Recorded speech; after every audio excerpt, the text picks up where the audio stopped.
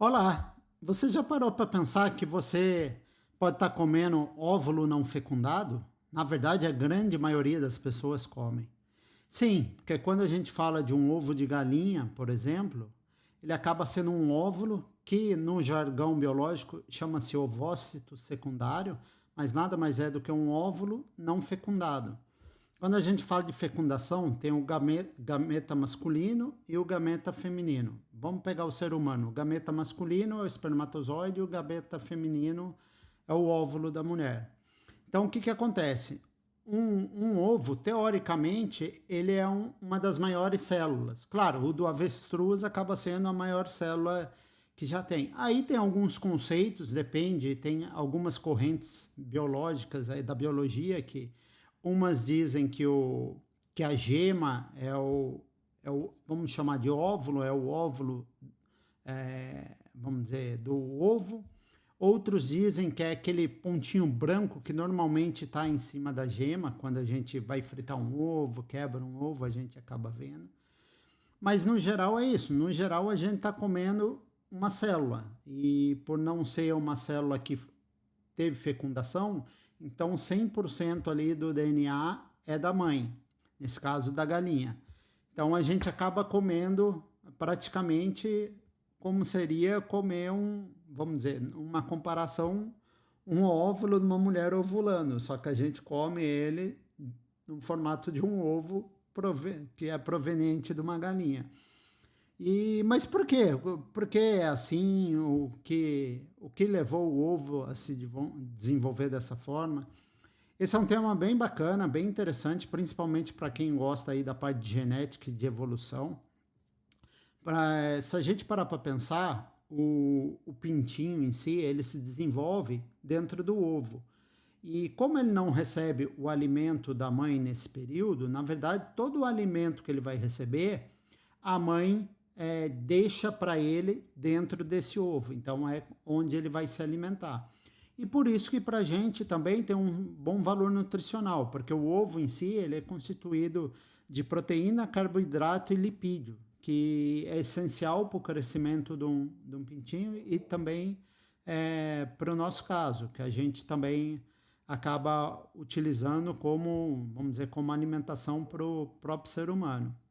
E esse é um tema bem bacana para quem gosta, quiser se aprofundar mais sobre o tema, mostra basicamente a importância, nesse caso, principalmente da fêmea, nesse caso da galinha, porque é ela que acaba tendo um esforço muito grande de produzir um ovo aonde vai ter um valor nutricional muito grande dentro dele, enquanto o galo em si, ele só gera o gameta masculino, que é muito parecido com o ser humano também, só que no ser humano o esforço da mulher em prover um bebê acaba sendo gerado dentro dela. Então tem os 9 meses aí que a mulher acaba, vamos dizer, contribuindo muito mais para o desenvolvimento do feto.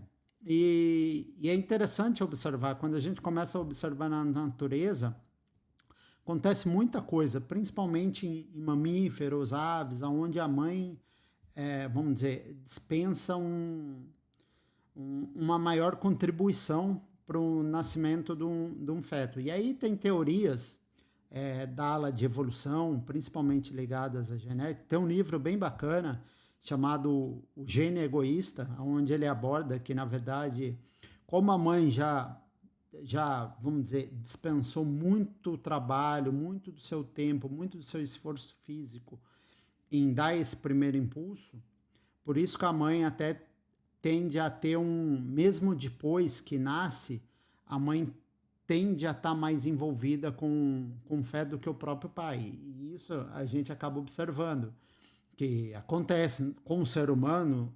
Normalmente quem abandona a criança é o homem. Nas aves e mamíferos, quando isso acontece, também é o gênero masculino, isso acontece bastante. E aí, o que acontece? As fêmeas aprenderam a criar táticas quanto a isso. Por exemplo, tem muitos pássaros que antes de fecundar, as fêmeas exigem que os machos, por exemplo, construam uma casa, que os machos tragam uma alimentação, construam um ninho, Para quê? Para que eles também, vamos dizer, tenham um esforço nesse início e que acabe estando comprometido com o desenvolvimento desse novo ser, né? E é bem interessante. E o mais bacana é quando a gente olha para os peixes. Tem muitos peixes que é o contrário. Como o óvulo vamos dizer, é uma célula muito maior do que, no caso, vamos pegar o ser humano, o óvulo é muito maior do que o espermatozoide, isso ocorre também nos peixes. A ova de peixe é muito maior do que o gameta masculino do peixe. O que acontece? Só que a fecundação deles ocorre em meio aquoso, em meio mais líquido. E normalmente isso ocorre que a fêmea libera os óvulos, a ova dela, e o peixe, vamos dizer, macho, libera o gameta masculino. Só que se ele libera muito antes, como é muito pequeno, acaba dissolvendo na água, e aí a espécie não vai se proliferar, não vai haver a procriação. E então, o masculino tem que esperar o peixe, vamos dizer, feminino, a desovar, a pôr suas ovas, para que ele solte seu gameta masculino, vamos dizer, o espermatozoide do peixe. E aí sim ocorre a fecundação. E neste caso, a gente vê o contrário. Como o peixe masculino tem aquele esforço maior em prestar atenção, em se segurar, em esperar que o óvulo, que as ovas sejam liberadas, normalmente acontece mais da fêmea colocar as ovas e vazar, e ir embora. E sobra para o macho, aí como ele é o último a liberar a parte do gameta masculino, sobra para ele criar, instruir a maioria dos peixes. Aí é um tema bem interessante, é um tema para quem gosta. Eu convido muito a ler o livro O Gênio Egoísta, um livro bem bacana, já é um livro, se eu não me engano, ele é datado de 1976, tá? Mas tem muita coisa legal nele. Bom, e se você gostou dessa curiosidade aí, envia para quem? Para aquele amigo, amiga que adora comer um ovo, para que ele saiba disso, tá bom? Saiba que ele está comendo vamos dizer, um gameta feminino aí, um óvulo feminino. Tá? Valeu, até o próximo vídeo.